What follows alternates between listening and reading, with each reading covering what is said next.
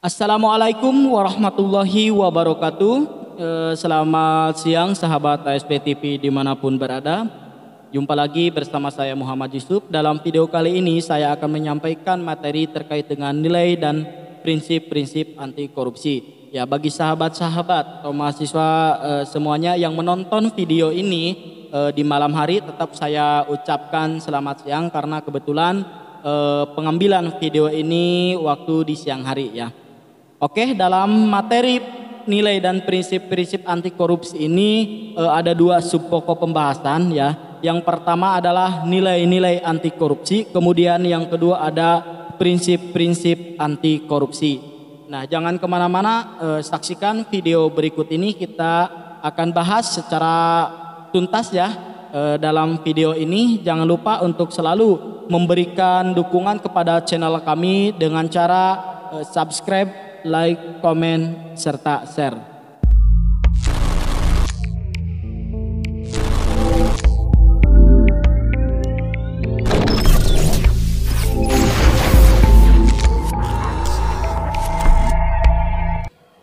Oke, kita masuk kepada materi kita ya, yaitu terkait dengan nilai dan prinsip anti korupsi. Nah, yang pertama tadi adalah nilai anti korupsi.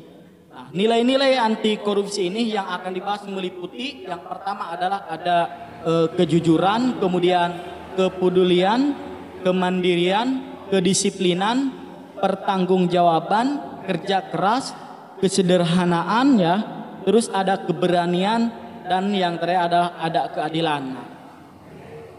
Nilai-nilai inilah yang akan mendukung prinsip-prinsip anti korupsi untuk dapat dijalankan dengan baik. Nah, kita bahas yang pertama adalah satu kejujuran. Nah, kejujuran ini seperti apa? Ya, menurut Sugono, kata jujur dapat didefinisikan sebagai lurus hati, tidak berbohong, tidak curang. Jujur adalah salah satu sifat yang sangat penting bagi kehidupan mahasiswa ya, atau bagi kehidupan kita semua. Tanpa sifat jujur, mahasiswa tidak akan dipercaya dalam kehidupan sosialnya. Ini menurut Sugono pada tahun 2008. Nilai kejujuran ini ibarat seperti mata uang yang berlaku di mana-mana, termasuk di dalam kehidupan mahasiswa atau dalam kehidupan sosial. Maka jika kita nih terbukti melakukan tindakan tidak jujur, baik pada lingkungan akademik, misalkan ya bagi sahabat-sahabat yang masih kuliah, baik dalam lingkungan akademik atau dalam lingkungan sosial, maka selamanya orang lain akan selalu merasa ragu untuk percaya kepada kita ya. Dan dampaknya apa? Akibatnya apa nih ketika kita tidak berlaku jujur ya? Maka kita akan selalu mengalami kesulitan dalam menjalani hubungan dengan orang lain.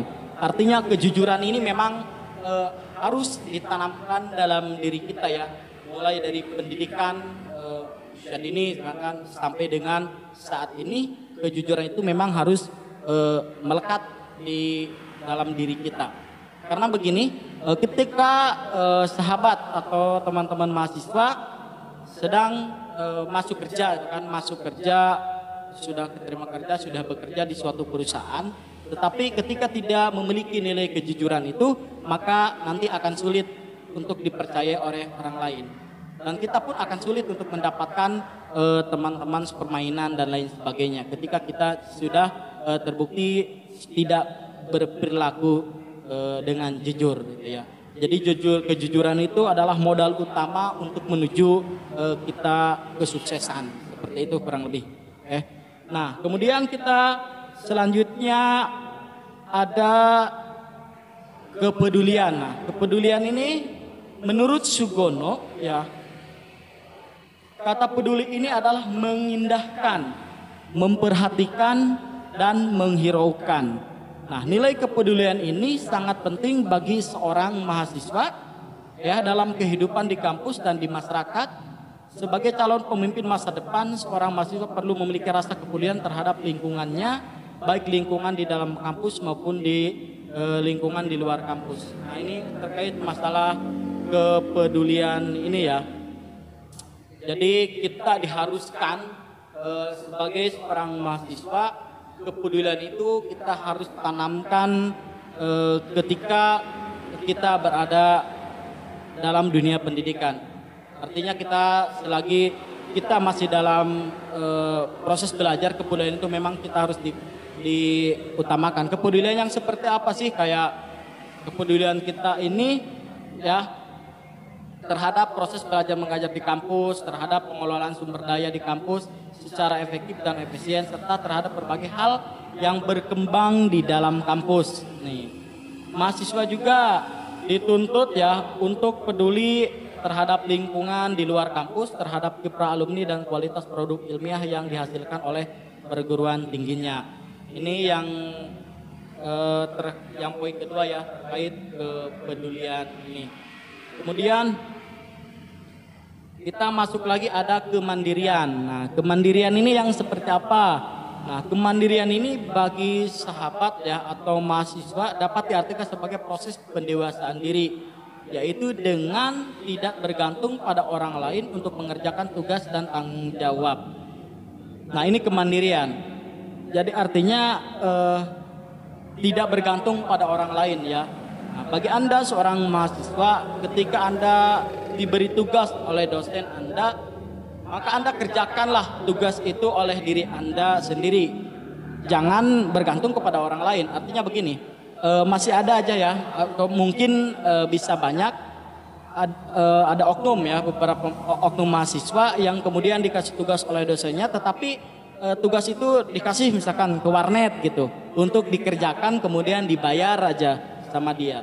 Nah sebetulnya hal-hal seperti itu adalah tidak baik ya, karena nanti pada akhirnya membuat tugas akhir itu ya skripsi atau ya membuat skripsi, maka nanti kalau kita sering nih mengerjakan tugas oleh diri kita sendiri, maka nanti akan rasanya itu setelah kita mengerjakan skripsi. Jadi kita tidak terlalu kesulitan juga untuk membuat skripsi. Cara penulisan dan lain sebagainya, kita juga kan ketika dibuat tugas oleh kita sendiri itu. Jadi kita memahami terkait masalah materi tersebut dan itu menambah ilmu pengetahuan buat diri kita sendiri.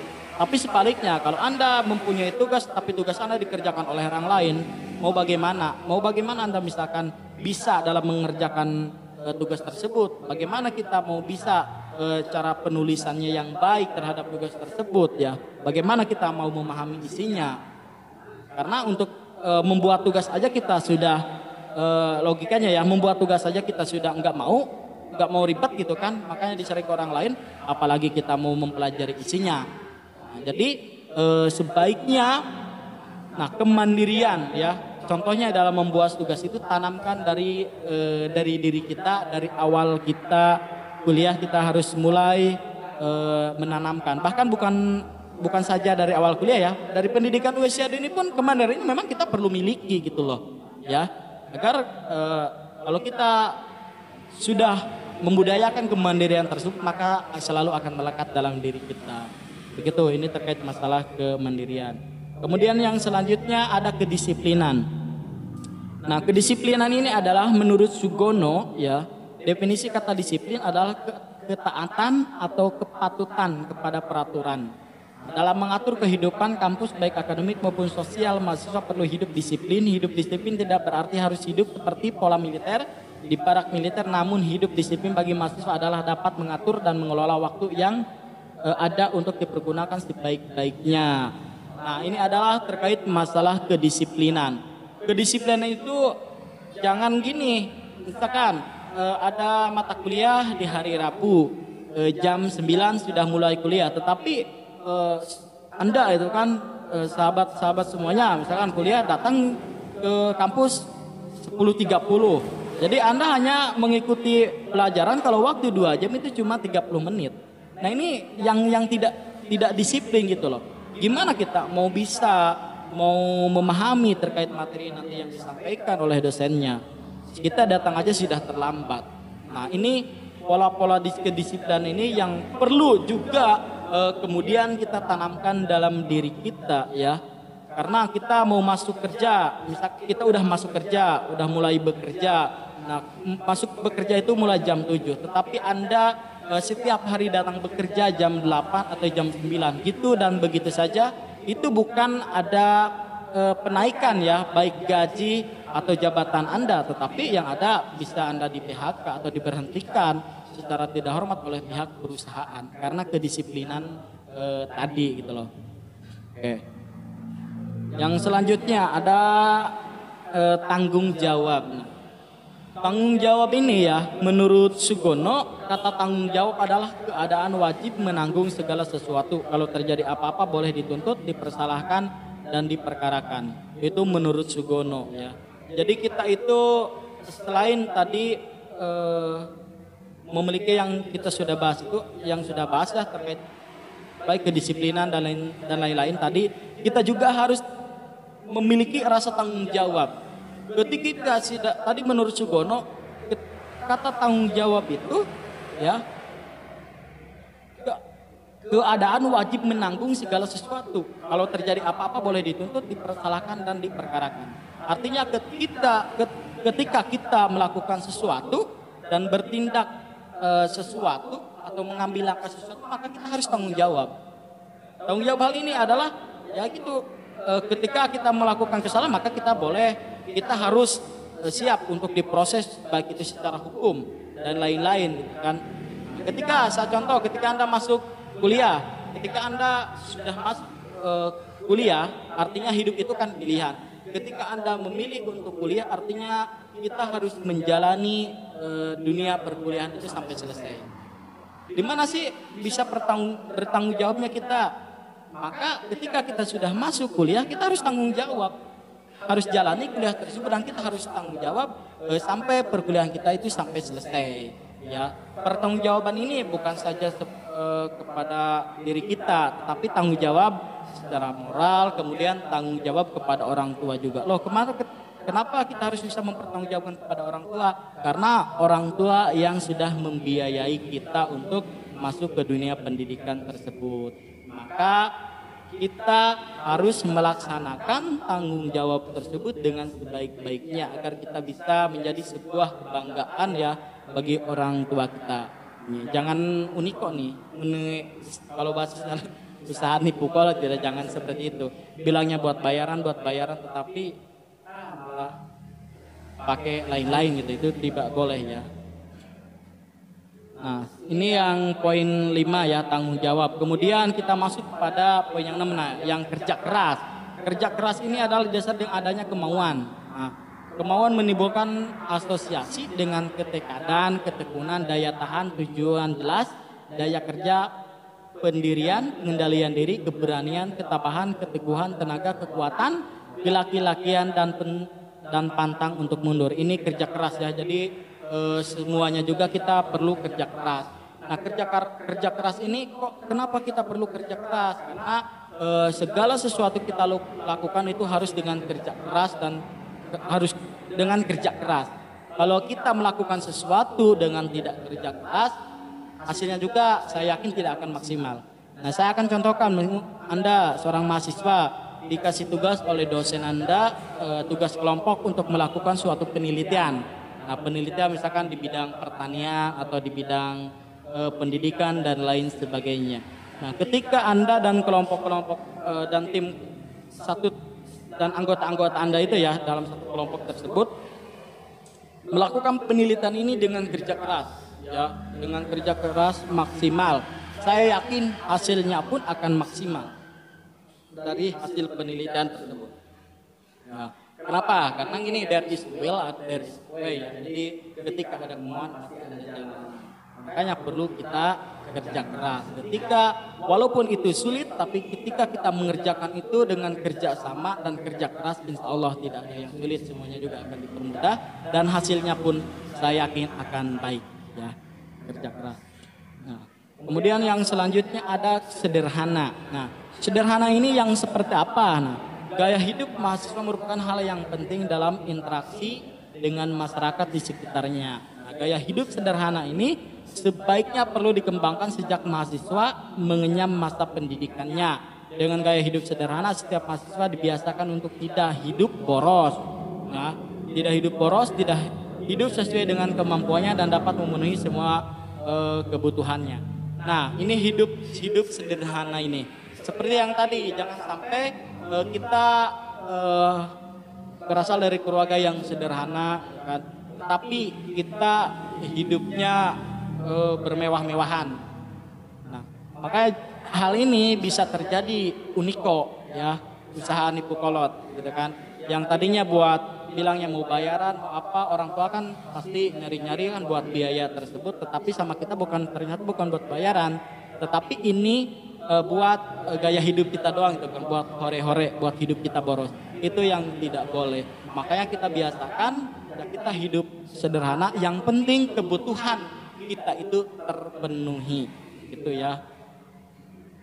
Nah, kemudian ada ini yang poin 8 nih, keberanian. Nah, keberanian ini jika kita temui ada banyak mahasiswa yang sedang mengalami kesulitan dan kekecewaan. Meskipun demikian, untuk menumbuhkan sikap keberanian, ya, seorang mahasiswa dituntut untuk tetap berpegang teguh pada tujuan. Terkadang mahasiswa tetap diberikan pekerjaan-pekerjaan yang sukar untuk menambahkan sikap keberaniannya. Kebanyakan kesukaran dan kesulitan yang paling hebat lenyap karena kepercayaan kepada diri sendiri. Nah, mahasiswa memerlukan keberanian untuk mencapai kesuksesan. Tentu saja keberanian mahasiswa akan semakin matang diiringi dengan keyakinannya. Nah, keberanian juga masuk kepada nilai-nilai anti korupsi, ya. Nah, keberanian ini saya akan contohkan ketika Anda seperti yang di sini, ya, bahwa tentu keberanian mahasiswa atau keberanian Anda akan semakin matang diiringi dengan keyakinannya. Maka kesuksesan akan menghampiri Anda atau menanti Anda. Ya, artinya begini, ketika kita sudah lulus gitu kan, atau kita sedang masih kuliah, kita mau mengerjakan tugas akhir. Nah, kita mengambil judul ini, ya, kita berani dan kita yakin untuk mengambil judul ini, dan berani juga kita untuk melakukan penelitiannya, maka hasilnya pun akan baik dan kesuksesan pasti akan menanti kita, itu kan. Artinya kita hasil dari penelitian tersebut akan sesuai dengan harapan dan kita hasilnya akan disidangkan, kemudian kita menjadi seorang sarjana. Kalau contoh lain seperti kita terjun ke dunia usaha, gitu ya, kita buka usaha, kita sudah milih usahanya apa, kita sudah ambil itu. Nah, kita harus punya keberanian di situ untuk menjalani usaha tersebut, ya, agar ketika kita sudah berani menjalankan usaha tersebut, insya Allah kesuksesan pasti akan menanti kita, gitu, ya. Nah, kemudian ada keadilan. Nah, keadilan ini, ya, artinya sama berat tidak berat sebelah, tidak memihak. Bagi mahasiswa, karakter adil ini perlu sekali dibina sejak masa perkuliahannya agar mahasiswa dapat belajar mempertimbangkan dan mengambil keputusan secara adil dan benar. Ya, ini terkait masalah keadilan, ya. Nanti sama sahabat-sahabat boleh cari referensi yang lain untuk mendukung materi yang saya sampaikan. Nanti boleh kita diskusikan kembali di lain waktu, ya. Nah, kemudian kita masuk ke poin B. Nah, prinsip-prinsip anti korupsi. Nah, prinsip-prinsip anti korupsi ini, ya, yang penting untuk mencegah faktor internal terjadinya korupsi, ya. Berikut akan dibahas prinsip-prinsip anti korupsi yang meliputi yang satu, akuntabilitas, ada transparansi, kemudian ada kewajaran, kebijakan dan kontrol kebijakan untuk mencegah faktor eksternal penyebab korupsi. Nah, kita masuk yang pertama, yaitu ada akuntabilitas. Nah, akuntabilitas ini adalah kesesuaian antara aturan dan pelaksanaan kerja. Semua lembaga mempertanggungjawabkan kinerjanya sesuai aturan main, baik dalam bentuk konvensi de facto maupun konstitusi atau de jure, ya, baik pada level budaya, individu dengan individu maupun pada level lembaga. Ini terkait masalah akuntabilitas, ya. Nah, artinya tadi harus kesesuaian antara aturan dan pelaksanaannya. Misalkan contoh, misalkan ada suatu pembangunan, gitu kan. Nah, petunjuknya ini lebar pembangunan irigasi ya, misalkan lebar harus 30 cm, panjang harus 1 meter. Nah itu kita harus laksanakan sesuai dengan aturan tersebut. Kalau kita tidak melaksanakan sesuai aturan tersebut, maka kita bisa ditindak secara hukum gitu ya. Atau misalkan nih sesuai aturan terus dalam pelaksanaannya, misalkan contoh jauh-jauh lah membuat skripsi gitu kan, kita harus sesuaikan dengan aturannya. Aturannya seperti apa? Misalkan jarak spasi harus 2 spasi, marginnya, ukuran huruf, ukuran besarnya huruf itu kan kita harus sesuai. Kalau kita tidak sesuai, maka skripsi kita akan dicoret-coret oleh dosen pembimbing kita. Ya seperti itu ya akuntabilitas ini. Saya contohkan. Nah kemudian yang selanjutnya kita masuk kepada transparansi. Nah transparansi ini adalah artinya terbuka ya, keterbukaan. Nah, salah satu prinsip penting anti korupsi ini adalah transparansi. Prinsip transparansi ini penting karena pemberantasan korupsi dimulai dari transparansi dan mengharuskan semua proses kebijakan dilakukan secara terbuka.